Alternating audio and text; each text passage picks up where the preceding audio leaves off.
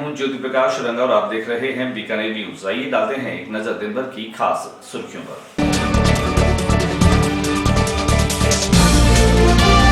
निजीकरण के विरोध में विद्युत कर्मियों ने बिजली विभाग का किया घेराव।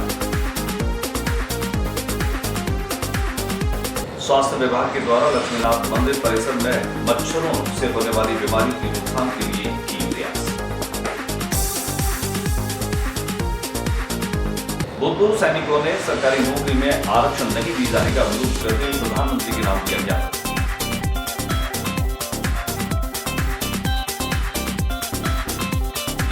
और किन्नरों के राष्ट्रीय समारोह के दौरान ऊंचा चौक में हुआ अभिनंदन।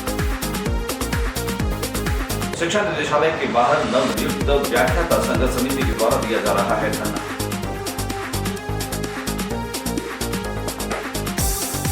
चयनित बेरोजगार शारीरिक शिक्षक भी अपनी नियुक्ति की मांग को लेकर के दे रहे हैं धरना।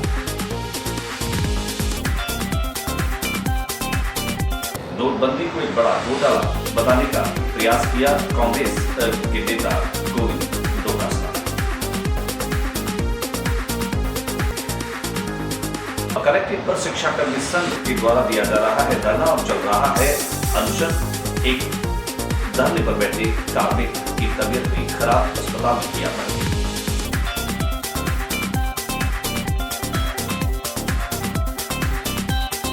और अब खबरें विस्तार से। सबसे पहले बातचीत करते हैं विद्युत विभाग के निजीकरण के विरोध में विद्युत कर्मियों के द्वारा विरोध किया जा रहा है और इसी बात को लेकर के सांगलपुरा स्थित विद्युत वितरण निगम विभाग के बाहर जोरदार विरोध किया गया और घेराव भी किया गया। आइए हम आपको दिखाते हैं सांगलपुरा स्थित विद्युत विभाग के इस कार्यालय पर कि कैसे इन तमाम कार्मिकों ने निजीकरण के विरोध में जोरदार हल्ला बोला। वापस लो, वापस लो, वापस वापस लो, वापस लो, वापस लो। धरना सेटअप को नहीं सहेंगे, नहीं सहेंगे, नहीं सहेंगे। धरना सेटअप को नहीं सहेंगे, नहीं सहेंगे, नहीं सहेंगे। जिंदाबाद हमारे साथी, जिंदाबाद, जिंदाबाद, जिंदाबाद हमारे साथी, जिंदाबाद, जिंदाबाद, जिंदाबाद। नहीं सहेंगे, नहीं सहेंगे, एकीकरण नहीं सहेंगे। प्रदर्शन का नेतृत्व कर रहे कर्मचारी नेता रमेश व्यास से हमने की विशेष बातचीत। जोधपुर डिस्कॉम में मात्र बीकानेर को धरना सेठों के हाथों गिरवी रखा जा रहा है। हम नहीं चाहते कि हमारा बीकानेर कोई निजी हाथों में जाए, क्योंकि हम स्वयं काम करने में सक्षम हैं, काम कर सकते हैं। और बीकानेर यूं तो मौसम काफी बदल चुका है और कड़ाके की ठंड बीकानेर में भी शुरू हो चुकी है। बावजूद उसके मच्छरों से होने वाली बीमारियों की रोकथाम के लिए स्वास्थ्य चिकित्सा विभाग प्रयास कर रहा है। बीकानेर के लक्ष्मीनाथ मंदिर में अलग अलग स्थानों पर जहां पानी एकत्र है वहां पर न केवल लार्वा को मारने वाली दवाइयां छिड़की गई, बल्कि यहां पर गंबूशिया मछलियां डाल करके और लार्वा को खत्म करने की एक कोशिश भी स्वास्थ्य विभाग के द्वारा देखी गई। आइए हम आपको दिखाते हैं लक्ष्मीनाथ मंदिर परिसर में अलग अलग स्थानों पर जो प्रयास किए गए स्वास्थ्य विभाग की टीम के द्वारा कि कैसे यहां पर लार्वा न पनपे और मच्छरों से होने वाली बीमारियों को रोका जा सके।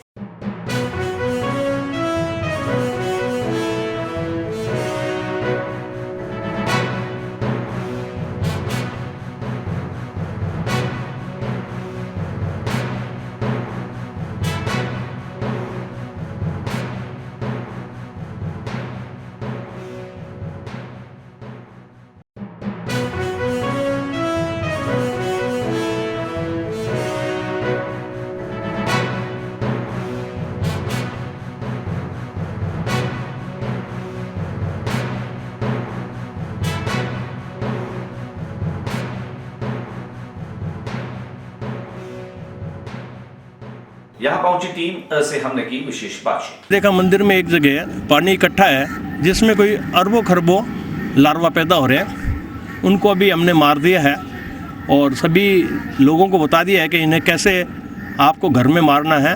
पॉलिसी को साफ़ करते 7 दिन में। कूलर अब चूँकि सर्दी में बंद हो चुके हैं, फ्रिज की ट्रे का ध्यान रखें और कहीं पानी है तो उसको जो है आप ध्यान रखें।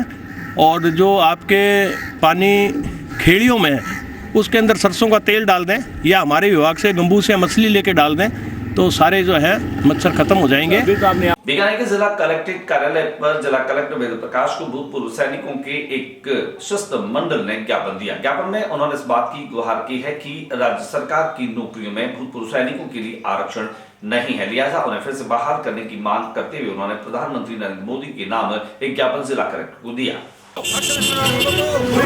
आरक्षण का लाभ पूरा दो, आरक्षण का लाभ पूरा दो, फौजियों के खिलाफ अनियमितताओं को खत्म करो, फौजियों के खिलाफ अनियमितताओं को खत्म करो, आरक्षण का लाभ पूरा दो, आरक्षण का लाभ पूरा दो, नक्सलियों के साथ न्याय करो, न्याय करो, न्याय करो, पूरे सैनिकों के साथ न्याय करो, हमारी मांगे पूरी करो, हमारी मांगे अक्सर लीग जिंदाबाद, अक्सर लीग जिंदाबाद, अक्सर लीग जिंदाबाद, लीग जिंदाबाद, जिंदाबाद, हमारी मांगे पूरे के साथ न्याय करो, सैनिकों के साथ न्याय करो, सैनिकों के साथ न्याय करो, हमारी मांगे पूरी करो, हमारी मांगे भूतपूर्व सैनिकों की ये क्या मांग है और किस तरह से वे इसको पूरा करना चाहते हैं, ज्ञापन देने के बाद हमने इन सैनिकों से की विशेष बातचीत। भूतपूर्व सैनिकों की मांग है कि हमारे जो भूतपूर्व सैनिकों को जो आरक्षण के नाम से काटा जा रहा है और आरक्षण के नाम से गुमराह किया जा रहा है और ना किसी को आरक्षण दिया जा रहा है और भूतपूर्व सैनिक को बराबर उम्मीदवारों के बराबर अंक लाने के लिए मजबूर किया जा रहा है, बाध्य किया जा रहा है, जो कि पॉसिबल नहीं है। जो 20 साल 22 साल फौज में नौकरी करी है, डिफेंस में अलग अलग क्षेत्र में रह करके वो आज उनके बराबर कैसे नंबर ले आएगा। और इसके अलावा जो 12.5% राज्य सरकार हमें आरक्षण के नाम से जो फॉर्मेलिटी पूरी कर रही है उसको पूरा नहीं कर रही है। बीकानेर में इन दिनों किन्नरों का राष्ट्रीय सम्मेलन चल रहा है। अलग अलग दिन अलग अलग तरह के कार्यक्रमों का आयोजन किया जा रहा है। बड़ी संख्या में देश भर के किन्नर बीकानेर की इस दोनों की धरती पर मौजूद है। अलग अलग मोहल्लों में जहां उनका सम्मान और अभिनंदन किया जा रहा है, उसी श्रृंखला में गोलचोक के चौक में भी इन किन्नरों का अभिनंदन और सम्मान किया गया। आइए दिखाते हैं आपको इस कार्यक्रम की कुछ झलकियां।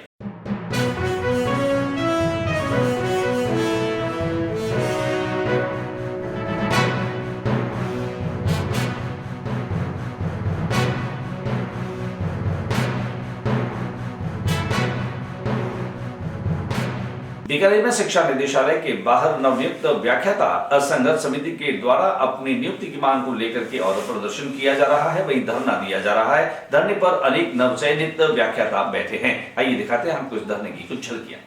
नियुक्ति दो, अति शीघ्र नियुक्ति दो, नियुक्ति दो, अति शीघ्र नियुक्ति दो, पूरी करो, हमारी मांगे पूरी करो, हमारी मांगे पूरी करो, पूरी करो, जिंदाबाद जिंदाबाद, व्याख्याता एकता जिंदाबाद जिंदाबाद, नियुक्ति दो, नियुक्ति दो, अति शीघ्र नियुक्ति दो, नियुक्ति दो, व्याख्याता एकता जिंदाबाद, अति शीघ्र नियुक्ति दो, नियुक्ति दो, शीघ्र नियुक्ति जिंदाबाद, अति शीघ्र नियुक्ति दो, नियुक्ति दो, अति शीघ्र। वहीं दूसरी ओर शिक्षा निदेशालय के बाहर ही बेरोजगार चयनित शारीरिक शिक्षकों ने भी धरना दे रखा है। पिछले काफी लंबे समय से वे अपनी रिसफल लिस्ट की मांग कर रहे हैं और साथ ही साथ वे जल्द से जल्द अपनी नियुक्ति की मांग भी कर रहे हैं। आइए हम आपको लिए चलते हैं बेरोजगार शारीरिक शिक्षकों के द्वारा दिए जा रहे इस धरने पर।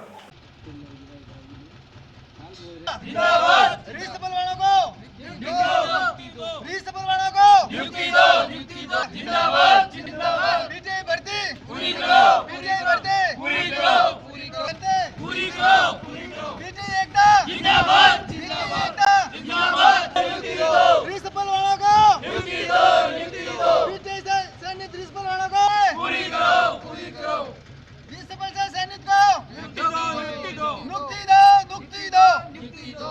प्रदेश कांग्रेस के उपाध्यक्ष और वर्तमान विधायक गोविंद डोटासरा बीकानेर पहुंचे। सर्किट हाउस पर पहुंचने के साथ ही उन्होंने पत्रकारों से बातचीत की। पत्रकारों से वार्ता के दौरान उन्होंने देश में वही नोटबंदी को एक बड़ा घोटाला करार देते हुए बड़े आरोप लगाए। आइए हम आपको दिखाते हैं कि क्या कुछ कहा पत्रकारों से बातचीत करते हुए गोविंद डोटासरा ने। देश के नाम संबोधन में 500 और 1000 की जो करेंसी थी, जो लगभग 86% हमारे देश की करेंसी की, उसको बंद करने का जो फैसला लिया था, प्रचलन से बाहर किया।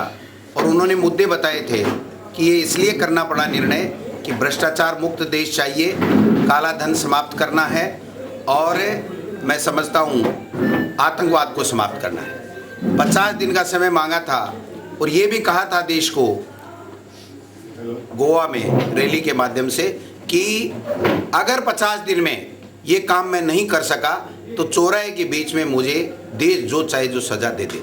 50 दिन हुए, लोग परेशान हुए। भारतीय जनता पार्टी के लोगों ने ज़मीनें खरीदी, नए नोट करोड़ों में उनके पास पकड़े गए और 30% का कमीशन का धंधा जोरों पे रहा।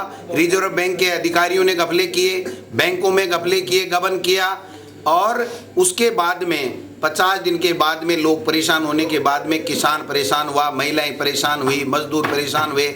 हमारी जो आर्थिक अराजकता का माहौल हुआ उसके बाद में जब 31 दिसंबर को प्रधानमंत्री जी ने वापस संबोधन दिया तो न तो ये बताया कि कितना काला धन समाप्त हुआ, न ये उन्होंने बताया कि क्या भ्रष्टाचार मुक्त हमारा देश इस फैसले से हो गया क्या। में मुख्यमंत्री और मंत्री उनके लिप्त हैं और जिस प्रकार से 50 दिन नोटबंदी का रहा, मुख्यमंत्री ने एक शब्द भी नहीं कहा कि प्रधानमंत्री मोदी जी ने बहुत अच्छा निर्णय किया है और एक दिन भी किसी गरीब को रिलीफ देने वाला जो पीड़ित था उसको देने का कोई निर्णय राज्य सरकार ने नहीं किया। इससे आप समझ सकते हैं कि मोदी जी में और मुख्यमंत्री जी में जो 36 का आंकड़ा है, इसलिए न तो मोदी जी जनता को रिलीफ दे रहे हैं न वसुंधरा जी रिलीफ दे रही हैं। पूरा देश में और पूरे प्रदेश में हाहाकार मचा हुआ है, अपने आप को लोग ठगा सा महसूस कर रहे हैं। आप सब इस बात के गवाह हैं। बीकानेर के जिला कलेक्ट्रेट के बाहर शिक्षा कर्मियों के द्वारा भी धरना दिया जा रहा है। शिक्षा कर्मी काफी लंबे समय से अपनी विभिन्न मांगों को लेकर के धरने पर बैठे हैं। इस धरने के और इस आंदोलन को तेज करने के लिए उन्होंने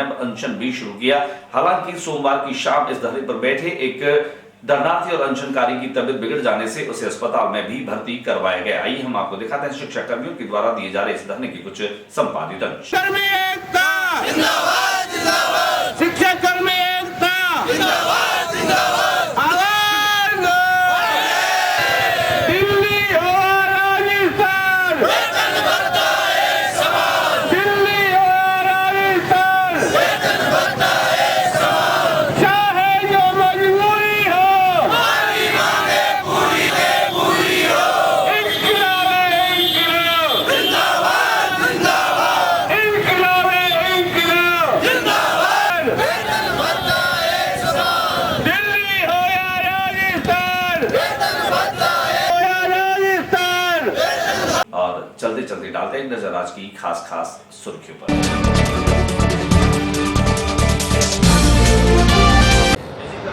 विद्युत कर्मियों ने बिजली विभाग का किया घेरा। स्वास्थ्य विभाग के द्वारा लक्ष्मीनाथ मंदिर परिसर में मच्छरों से होने वाली बीमारियों की रोकथाम के लिए की प्रयास। भूतपूर्व सैनिकों ने सरकारी नौकरी में आरक्षण नहीं दिए जाने का विरोध करते हुए प्रधानमंत्री के नाम किया ज्ञापन।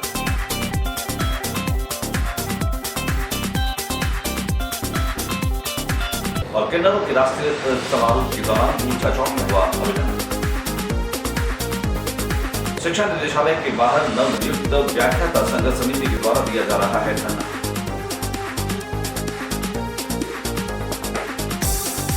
चयनित बेरोजगार शारीरिक शिक्षक भी अपनी नियुक्ति की मांग को लेकर के दे रहे हैं धरना।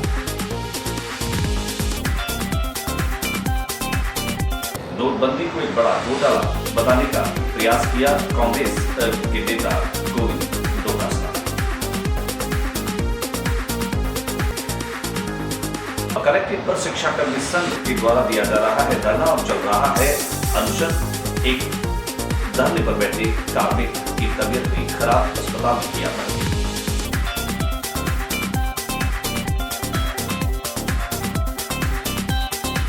इससे पहले कि हम आपसे विदा लें, देखते हैं आज का महत्वपूर्ण विचार।